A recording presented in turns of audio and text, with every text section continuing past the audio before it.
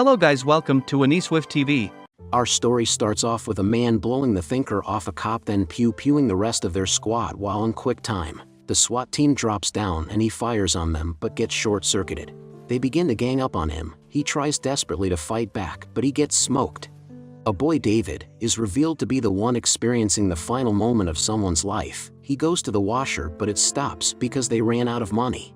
David goes to his mom and tells her. She says she will take care of it, then asks him about the upgrade for school, but David tells her that he got his friend to update it and heads out. He walks through the trenches. He sees many interesting things happening around him until he makes it to school. He heads to class and takes his seat. The students bully David for being poor and ask how he afforded the new upgrade. He tells them he did what he had to and logs into class only to cause the system to crash. His mom apologizes to the principal. He asks her to move him to another school if they can't afford the resources for their academy. David's mom begs the principal to allow him to stay so he can get a good education. In the car, his mom scolds him for trying to cut corners. He tells her that they couldn't afford it, so he had to get it another way, and says to her that he wants to drop out of school in order to work so he can help out because he doesn't fit in with the rich kids. His mom begins crying and tells him that the reason that she works so hard is so he can have a better life than her and grow up to have a good future in this world. He apologizes to her when a car suddenly drives next to them and starts pew-pewing another vehicle through their window. The cars chase each other and they use an RPG to flip their target, causing David's mom to crash into the van. David awakens to see his mom on the floor. The medical unit arrives but leaves them to go to heaven because they don't have insurance. At the hospital, the doctor tells David that his mom's surgery was successful. David asks to see his mother, but the doctor tells him he can't because visitation wasn't on her package.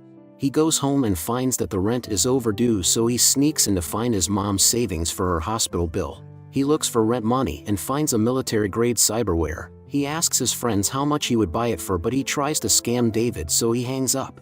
He goes outside and wanders the street where he sees some of his rich classmates. They tell him to drop out of school because he is trash. David tells them to leave him alone, then the bully asks how his mom can afford to send him to their school since he's so poor and insinuates that she is a woman of the night. David tries to leave, but he gets stopped and pushed back. David throws hands, but the bully blocks it and activates his cyberware, then begins performing plastic surgery before giving David a belly rub and introducing him to the floor. David sits on the ground after his beating and finds out that his mom has passed away during surgery. The doctor gives him a device that asks him what he wants to do with the body, but David can only afford to get her cremated.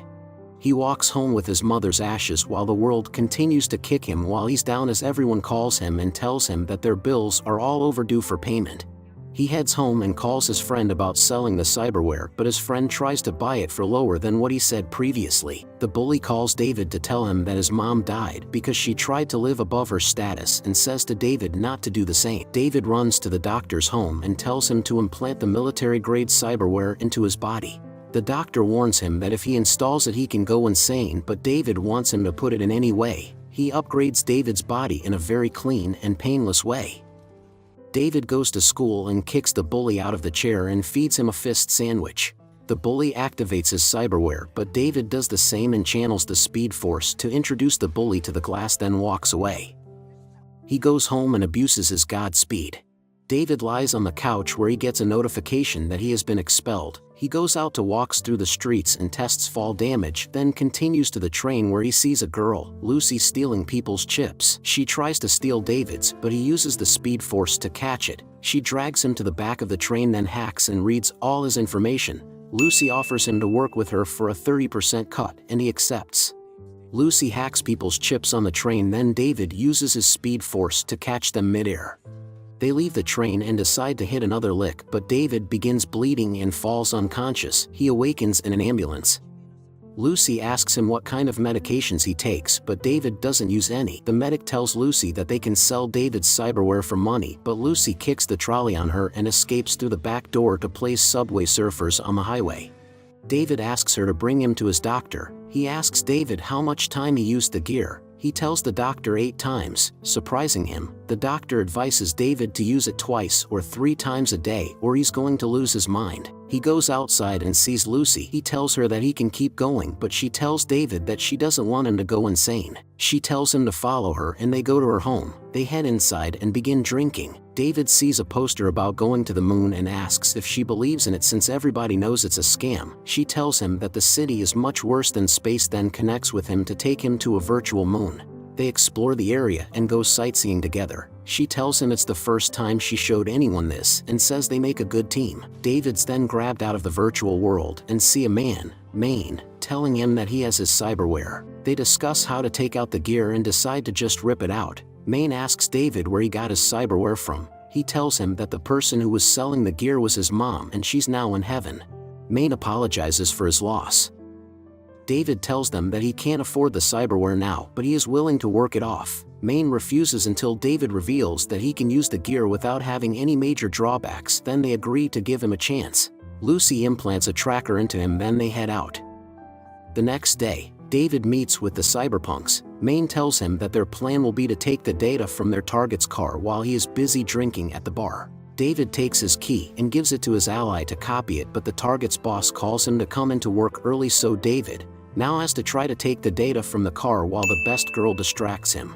He goes to the car and Lucy unlocks it. Lucy gets the data, but the man comes back to the car and is very displeased to find people in it. David starts the engine and gives it a new design before driving away. They see two men approaching their vehicle in the highway. David speeds up, but he sees traffic up ahead. He activates his gear and makes the car do things that no car should be able to do, then puts the car back on the right side of the road to escape. They reach their destination and find that one of the men tailed them. He draws his katana, but Lucy comes in with the assist. David pushes him away, but also gets knocked back. Lucy disarms him, but the man has a spare blade and tries to poke David, but Maine comes in and feeds the man his own sword before turning him into past tense. They celebrate at the club. Maine congratulates David on his first mission and gives him his medication along with his pay. A car suddenly drives into the party and scolds Maine for making the mission so public. Maine tells him that it was the only way to complete the mission. Trigon tells him to be on standby until they are needed again, then leave. Maine explains that Trigon is a middleman whom they get most of their missions. David meets the best girl and she gives him a drink that is a little too strong for him. The next day, David calls Maine and asks him for more missions so he can learn the streets. He goes to an old man and picks up a package. He delivers it to an apartment and sees best girl at the door pointing a pewer at him. He tells her why he's there and she calls her brother for the package. Lucy calls David in order to train his physique. He then heads to Long Arms for PP training, then goes to Best Girl for pure training, but he can't bring himself to use it. They bring David on many missions of all sorts so he can get experiences, then celebrates all they have accomplished at the bar. David starts getting more cyberware inside his body so he can better do his job. The next day the cyberpunks walk together. They see a man relieving himself into a barrel. They want to leave him alone, but Long Arms goes up on the crate to scold him, but he gets his mind blown. Maine pushes a shocked David out the way of his next shot. After seeing her brother flatline, the best girl unloads her clip in him, but it has no effect. Maine tries to help, but his gear won't activate. David sees Lucy hiding near the man. She hacks his system that he begins moving closer to her. David activates the speed force and exacts karma on the man, then heads over to Lucy. The man points his gun at David, but Maine takes off his thinker and the best girl makes sure he's not getting back up. Maine tells them to go home while he handles all the mess. David and Lucy sits overviewing the city. She says that David is a good cyberpunk and tells him to live better than they do. He tells her that he will take her to the moon one day and she kisses him, then they do the baby-making technique. The next day, Maine tries to give David Long Arms' hands, but he refuses and tells Maine that he wants his arms, and Maine promises that if he ever gets sent to heaven, David can have his them. The hacker comes out and says that the only thing she could recover from the files is adult movies that show the last moments of people's lives. David says he knows who makes the files and they make a plan to take out the enemy boss. They wait in a parking lot and David drives beside the movie maker. He pretends to be a super fan while Maine sneaks up on him, but the maker activates an EMP wave that knocks out everyone and kidnaps David. He wakes up in a room filled with loot boxes. He hears cops approaching him with flashlights. They corner him and he pews them and escapes. He crashes into another and empties the clip inside him. They pew at David, but he uses the speed force to take him down, then gives him brain surgery. The special forces suddenly appear and pews him to the floor before going up close distance and smoking him. The maker comes forward and tells him it's a new version that makes him witness his own doom instead of someone else's. He tells David that the last person to wear his gear was a soldier who went mad after he killed 27 special forces and says that one day David will go mad as well. He tries to put David back into another simulation, but Lucy comes in and rescues him. Drones confront them and Lucy tries to hack them while David distracts them with his speed ability. He trips as the drones come closer, but they get deactivated. Maine tells the Maker what to do unless he wants to meet his Maker. The boss arrives and the Maker goes down to meet him as the cyberpunks surround him. The boss tries to call the cops, but they already jammed the signals. The boss activates his last resort and shoots spikes all around him, then goes to hit Maine with some auras before David can run over and push him back, leaving Maine to finish the job. The Maker begins choking on some spikes, then passes to the greater Maker while the squad runs away before the cops arrive. Maine sits at the base and begins getting hallucinations. His girlfriend tells him that all the cybernetics are giving him cyber psychosis and driving him insane. He tells her that he's fine, then blacks out and attacks his team before getting knocked out. David arrives and they explain to him what happened. He goes to see Maine and asks if he's alright. Maine tells David to mind his own business, then gives him the hands. He goes back to see Lucy arguing with them and tells her that they can just leave. Lucy tells him that they can't just quit and asks for his encouragements before she goes in to hack the boss herself. Lucy heads inside. She begins bypassing all the boss firewalls, but the world begins to glitch because he is waking up. David tries to put the boss back to sleep, but he calls David's name and reveals he is the son of the bully he showed the wall. He tells David to join him and he will remain unharmed, but David refuses the boss's offer. The boss suddenly short-circuits and David rushes to pull Lucy out of the virtual world. Maine goes over to discipline David for not putting the boss back to sleep immediately. They realize that the police got the signal when the boss met the great boss and tells David to get Lucy outside. The police comes in and eats lead. Maine tries to fight back, but he's slowly losing his mind.